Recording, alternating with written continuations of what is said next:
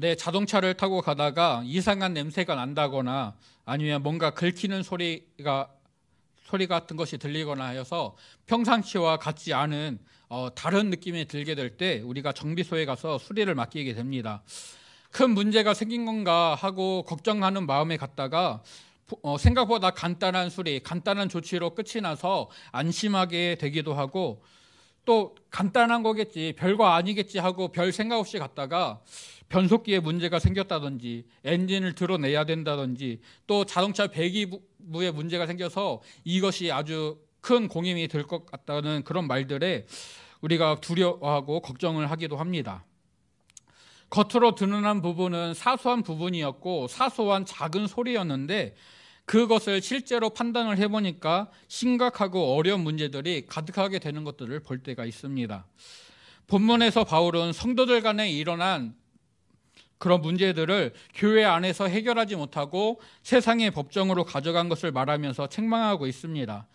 표면에 나타난 것은 소송의 문제였고 세상의 법정에 서는 문제였지만 그 이면에는 다른 것이 있었습니다.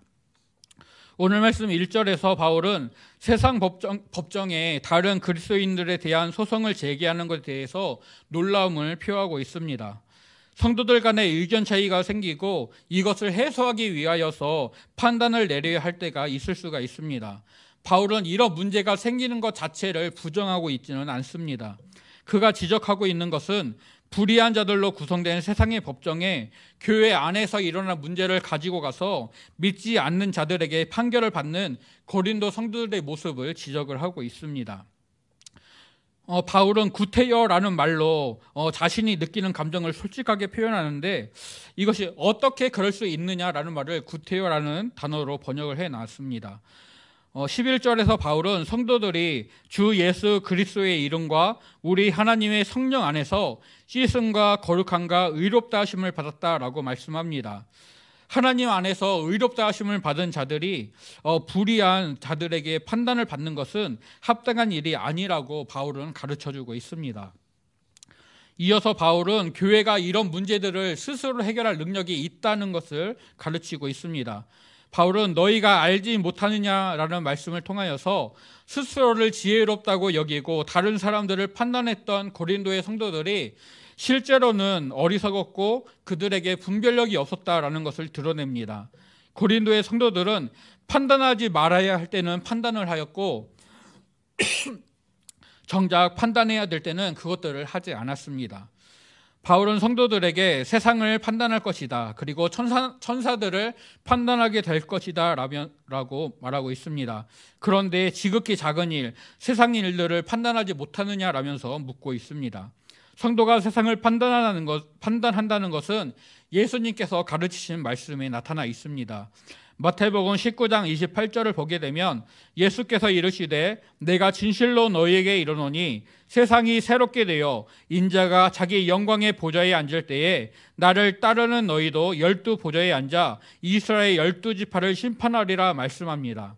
또 요한복음 5장 22절을 보게 되면 예수님께서 아버지께서 아무도 심판하지 아니하시고 심판을 다 아들에게 맡기셨다라고 말씀하십니다.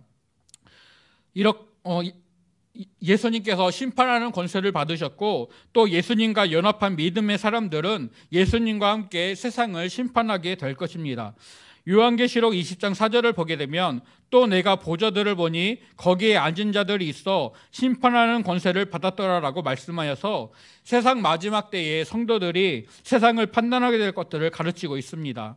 또 베드로후서 2장 4절과 유다서 1장 6절은 하나님께서 범죄한 천사들을 심판대까지 결박해 놓으셨다라고 말씀을 합니다. 주님과 함께 세상을 판단하는 성도들은 천사들도 판단하게 될 것입니다. 바울은 이 말씀들을 통하여서 성도들이 그들 사이에서 발생한 교회 내부의 문제들을 자체적으로도 얼마든지 해결할 수 있다라고 말하고 있습니다. 2절에 지극히 작은 일, 그리고 3절에서 세상 일이라고 말해지는 것들은 사람들이 일상에서 만나는 문제들, 그리고 살아가면서 겪는 판단의 문제들을 가리킵니다. 세상과 천사들을 판단할 성도들은 그들 사이에 일어난 문제들을 판단하고 해결하는 것 또한 당연하게 여겨져야 됩니다. 바울은 이런 질문들을 통하여서 성도들이 스스로 답을 찾게 하고 있습니다. 또 4절에서 교회에서 경히 여김을 받는 자들이라고 표현하고 있는데요. 이들은 교회에서 존경받지 못하는 외부의 사람들을 말합니다. 이들의 인품이나 어떤 업적들이 존경할 것이 없다, 그런 것이 아니라 교회 안에 있는 사람들은 하나님의 구원을 받은 자들이고 교회 밖에 있는 자들은 멸망받을 자들인데 이 믿음의 차원에서 그들에게서는 본받을 것이 없다라는 그런 의미입니다. 바울은 교회 밖에 있는 사람들에게 성도들이 자신들의 문제를 가지고 가서 믿지 않는 자들에게 판단을 받고 있는 그 사실 자체를 용납하지 못하고 있습니다. 교회 밖에 있는 사람들은 성경의 가르침이나 기독교적 가치관 등에 무지하기 때문에 그들에게 성도들이 판결을 받는 것은 합리적이지 않습니다. 또 법정에서 문제를 다투려고 하는 근본적인 동기는 그 법정의 다툼을 통하여서 그 문제에 대해 내가 유리한 위치에 서고 그것을 통해 상대방에게 보복하고자 하는 그런 마음이 들어가 있습니다. 그리스도인에게 이것이 합당한 마음의 자세가 아니라는 것입니다. 또 소송으로 인하여서 교회의 거룩함이 훼손되게 됩니다. 사람들은 교회가 복음을 전하고 사랑을 베푸는 그런 일들을 하찮게 여길 것이고 교회 안에서 발생하는 그런 문제들에만 관심을 보이면서 그것들을 공격하고 교회에서 전하는 믿음을 거부하게 될 것입니다. 그래서 5절에서 바울은 성도들에게 내가 너희를 부끄럽게 하려고 이 말을 한다라고 말하고 있습니다. 성도들을 부끄럽게 하는 것 자체가 바울의 최종적인 목표는 아니었지만 그들은 먼저 성도들의 부끄러움을 느끼게 하여서 그들의 행동의 잘못됨을 깨닫고 그 행동을 멈추게 하려고 합니다. 바울은 교회 안에서 형제들 간에 일어난 문제를 판단할 만한 지혜로운 사람이 한 사람도 없느냐라고 묻습니다. 지혜로움을 자랑하면서 지도자들과 다른 성도들을 판단하던 고린도 교회의 성도들이었는데 정작 필요한 순간에 그들의 지혜는 발휘되지가 않습니다. 바울은 고린도의 성도들 부끄럽게 하여서 그들의 생각과 행동이 바뀌기를 기대하고 있습니다. 1절에서 말씀했던 바울이 바뀌기를 기대했던 행동이 6절에서 다시금 언급되고 있습니다. 형제가 형제를 고발하고 그 고발이 믿지 않는 사람들 앞에서 이루어졌습니다. 고대 사회의 재판석은 일반적으로 시장 같은 공개적인 장소에 열렸고 고린도도 예외는 아니었을 것입니다. 그리스도인들이 공개된 장소에서 서로를 고발하고 법정 다툼을 벌이는 것은 교회밖에 믿지 않는 사람들에게 교회를 가십거리 같은 가벼운 것으로만 여기게 할 것입니다. 그래서 바울은 7절에서 믿지 않는 자들 앞에서 이루어진 형제에 대한 고발이 성도들에게 허물이 된다라고 말씀하고 있습니다. 소송을 제기하는 사람은 승리하기를 기대합니다. 그러나 성도들 간의 공개적인 소송은 교회에 불명예와 해를 주기 때문에 소송에 참여한 사람들에게 승리는 있을 수가 없습니다. 교회에 해를 입히는 것으로 그리고 다른 성도들에게 상처를 주고받는 것으로 그들은 스스로를 해치게 됩니다. 법정의 판결이 어떻게 나든지 간에 그들에게는 허물로만 그것이 남게 될 뿐입니다. 고린도 성도들의 소송 사건은 그들이 삶의 기준으로 삼아야 되는 말씀들을 잃어버렸다는 것을 증거하고 있습니다. 예수님께서는 마태복음 5장에서 너희가 들었으나 나는 너에게 이르노니 라면서 말씀을 가르치실 때에 악한 자를 대적하지 말라. 누구든지 내 오른편 뺨을 치거든 왼편도 돌려대며 또 너를 고발하여 속옷을 가지고자 하는 자에게 겉옷까지도 가지게 하라라고 말씀을 하셨습니다. 또 어느 계명이 크냐고 묻는 율법사에게 예수님께서는 하나님을 사랑하는 것이 크고 첫째되는 계명이고 둘째도 그와 같으니 내 이웃을 내 자신같이 사랑하라 말씀하셨습니다. 이 말씀에 기초하여서 야고보서 2장 8절은 성경에 기록된 대로 내 이웃 사랑하기를 내 몸과 같이 하라 하신 최고의 법을 지켜야 된다라고 말씀하고 갈라디아서 5장 14절은 온 율법은 내 이웃 사랑하기를 내 자신같이 하라 하신 한 말씀에서 이루어졌다라고 말씀하고 있습니다. 또 로마서 13장 9절은 간음하지 말라, 살인하지 말라, 도둑질하지 말라, 탐내지 말라 한 것과 그 외에 다른 계명이 있을지라도 내 이웃을 내 자신과 같이 사랑하라 하신 그 말씀 가운데 다 들었느니라 라고 말씀하고 있습니다. 이런 말씀들을 근거로 해서 바울은 7절에서 세상 법정에서 성도들끼리 공개적으로 다투는 것보다 차라리 불의를 당하고 속임을 당하는 것이 낫다라고 말을 합니다. 또 소송의 원인을 8절에서는 소송의 원인을 제공한 사람에게 당신이 형제에게 불의를 행하고 속이고 있다라면서 그를 책망하고 있습니다. 서로를 존중하지 못하고 자신을 우월하다고 여기는 교만함이, 그리고 말씀을 기준으로 삼지 않고 자신을 드러내려고 하는 교만함이 이 문제들을 교회 안에서 해결하지 못하게 하고 세상 법정에 손을 빌리게 했습니다. 그러나 이런 모습은 그들이 말씀 위에 서지 못하고 믿음으로 변화되는 삶을 살지 못했음을 드러낼 뿐이었습니다. 고린도의 성도들은 믿는 자들과 믿지 않는 자들 사이에 큰 차이가 있다는 것을 무시합니다. 불의한 자들은 하나님의 나라를 유업으로 받지 못하게 됩니다. 그들은 하나님의 심판을 받게 될 것입니다. 하나님은 믿지 않는 사람들, 바울은 믿지 않는 사람들, 즉 불의한 자들은 하나님의 약속의 대상이 아니고 하나님 나라를 유업으로 받지 못한다는 것을 되새겨주면서 고린도의 성도들이 하나님의 약속을 받지 못한, 하나님 나라를 유업으로 받지 못하는 불의한 자들처럼 행동하고 있음을 강조하고 있습니다. 그들은 이렇게 세상에 대해서 그리고 악에 대해서 미혹돼서는 안 되는 존재였습니다. 이어서 바울은 교회 밖에서 살아가는 사람들의 모습을 나열하고 있습니다. 살면서 어쩌다가 그런 죄를 범하는 것이 아니라 이런 죄를 자신의 생활 방식으로 삼고 살아가고 있는 사람들의 모습을 보여주고 있습니다. 음행하는 자, 우상숭배하는 자, 간음하는 자, 탐색하는 자, 남색하는 자, 도적이나 탐욕을 부리는 자, 술 취하는 자, 모욕하는 자, 속여 빼앗는 자들은 하나님의 나라를 유업으로 받지 못한다 말씀합니다. 이 목록은 바울이 5장에서 성도들이 보이지 말아야 될, 성도들이 본받지 말아야 될 그런 모습으로 나타났었습니다. 여기에 도적이 추가되고 있고 또 음행하는 자가 더 세분되어서 간음과 탐색과 남색하는 자로 나타나고 있습니다. 간음은 결혼관계 이외의 성관계를 갖는 것들, 즉 하나님이 세우신 결혼의 신성함을 위반하는 자들을 말하고, 탐색하는 것은 이방 종교의 성적인 제사에 빠져서 동성과 성관계를 맺는 것을 말합니다. 또 남색은 동성애 자체를 가리키고 있습니다. 헬라와 로마의 세상 문화 그리고 이방의 종교들은 이런 것들을 용납하였지만 바울은 이런 자들은 하나님 나라를 유업으로 받을 수 없다, 하나님의 금하신 명령을 어기는 사람들이다라는 것을 분명히 밝히고 있습니다. 고린도의 성도들도 예전에는 이와 같았습니다. 그들에게 복음이 들려지기 전에, 하나님의 은혜로 그들의 믿음을 갖기 전에는 그들도 이런 세상 사람들과 다르지 않았습니다. 하지만 이제 성도들은 주 예수 그리스도의 이름과 우리 하나님의 성령 안에서 씻음과 거룩함과 의롭다 하심을 받았습니다. 성도들은 예수 그리스도를 믿는 믿음으로 죄에서 정결함을, 씻음을 받게 됩니다. 세례가 이것을 상징하고 있습니다. 또 성도들은 세상과 구별되어서 하나님과 관계를 형성하고 거룩함을 잊게 됩니다. 하나님께서는 그들을 의롭다 인정해 주십니다. 이 은혜는 성도들이 예수 그리스도의 이름을 믿고 부르며 의지할 때 그들에게 주어지게 됩니다.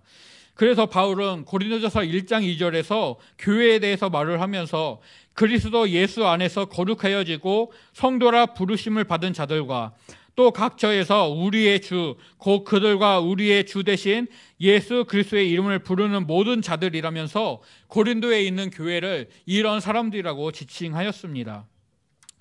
또 디도서 3장 4절부터 7절에서 바울은 우리 구주 하나님의 자비와 사람 사랑하심이 나타나실 때에 우리를 구원하시되 우리가 행한 바 의로운 행위로 말미암지 아니하고 오직 그의 긍휼하심을 따라 중생의 씻음과 성령의 새롭게 하심으로 하셨나니 우리 구주 예수 그리스도로 말미암아 우리에게 그 성령을 풍성히 부어주사 우리로 그의 은혜를 힘입어 의롭다 하심을 얻어 영생의 소망을 따라 상속자가 되게 하려 하심이라 라고 말씀하여서 성도의 구원이 하나님의 계획하심과 예수 그리스도의 순종과 그 사역, 그리고 성령의 인치심을 통하여서 성도들에게 주어졌고 적용되고 있음을 말씀하고 있습니다. 성도들, 즉 믿음의 사람들은 하나님의 은혜로 죄악된 세상과 분명히 다른 존재가 되었습니다. 그러므로 성도들은 믿지 않는 자들 앞에 자신들의 문제를 가져가는 것이 아니라, 세상 지혜를 따라 살아가는 것이 아니라, 오직 복음 안에서, 그 말씀 안에서 믿음을 따라 서로 사랑을 베푸는 존재로 살아가야 할 것입니다. 불신자들 앞에서 서로를 고발하고 소송하는 행위, 그리고 음행하는 행위처럼 하나님의 말씀이 금하는 것들을 거부하고 그것들을 멀리 비웃해야 하는 것입니다. 본문에서 바울은 서로를 법정에 고발하고 있는 고린도의 성도들을 훈계하면서 그런 행동들은 절대로 정당화될 수 없다라는 것을 강조해서 말합니다. 하지만 성도들의 이런 모습은 더 큰 문제의 예후였습니다. 고린도의 성도들이 서로에 대해 교만하고 말씀에 순종하지 못하는 삶이 세상 법정에서의 소송으로 나타나고 있습니다. 사랑으로 하나 되어야 될 공동체가, 믿음 안에서 한 가족된 공동체가 깨어지는 모습으로 나타나게 되었습니다. 바울은 고린도전서 5장과 6장에서 성도들이 보이지 않아야 할 모습을 보이는 것에 대해서 책망하고 있습니다. 갖고 싶은 것을 갖고자 했던, 자기 마음대로 살고자 했던, 자기 욕심을 따라 살았던 그런 것들이 음행으로, 그리고 불의와 속임으로 나타나고 있습니다. 판단해야 할 때는 판단하지 않고 용납하는 것, 그리고 사랑으로 품고 용납해야 될 때는 오히려 판단하고 정죄하는 모습으로 나타났습니다. 그리고 그것을 교회 밖으로 가져가서 복음을 듣고 구원받아야 할 사람들 앞에 공개함으로써 복음과 교회에 대한 편견, 그리고 선입관을 갖게 합니다. 그런 성도들에게 바울은 그들이 듣고 배우고 믿은 말씀을 기억하라고, 이 말씀에 온전히 순종하는 삶을 살라고 가르치고 있습니다. 차라리 불의를 당하고 속임을 당하는 것이 낫다라고 말합니다. 이를 통해 교회의 거룩함이 유지되고 하나님의 은혜가 넘치게 될 것입니다. 음행이나 불의, 속임 같은 죄악들은 하나님께서 판단하시고 그 결과에 대해 하나님이 갚아주실 것입니다. 오직 성도들은 믿음 안에서 씻음과 거룩함과 의롭다 하심을 받은 것을 기억하고 그 믿음을 따라 말씀에 순종하는 삶을 살아야 합니다. 표면에 나타난 문제는 이면에 있는 것들의 결과입니다. 그래서 예수님께서는 사람이 마음에 있는 악한 생각, 살인, 간음, 음란, 도둑질, 거짓 증언, 비방 등이 입으로 나오게 되고 이것이 사람을 더럽게 한다라고 말씀하셨습니다. 고린도의 성도들은 표면적으로는 그리스도인이었고 복음의 진리 안에 거하는 자들이었지만 그 이면에는 교만과 죄악이 아직도 남아 있었습니다. 하나님께서는 그들을 죄에서 씻음받고 거룩해지고 의로운 존재로 부르셨습니다. 그들은 말씀으로 변화되어서 이면적 그리스도인, 개정판 성도로 살아야만 했습니다. 우리가 은혜로 받은 죄 씻음이, 그리고 거룩함이, 그리고 의롭다 하심이 우리의 겉으로 나타날 수 있기를 간절히 소원합니다. 우리의 표면과 이면이 다르지 않고 동일하기를 소원합니다. 이면적 그리스도인으로, 개정판 성도로서 믿음의 삶을 온전히 살아감으로 하나님과 동행하는 삶을 우리가 살아낼 수 있기를 소원하고 축복합니다. 우리가 하나님께 받았던 그 한량없는 그 풍성하고 놀라운 사랑을 기억하면서 이제 그 사랑을 내 이웃에게, 내 주변 사람들에게 먼저 베풀고 전할 수 있기를 간절히 소원합니다.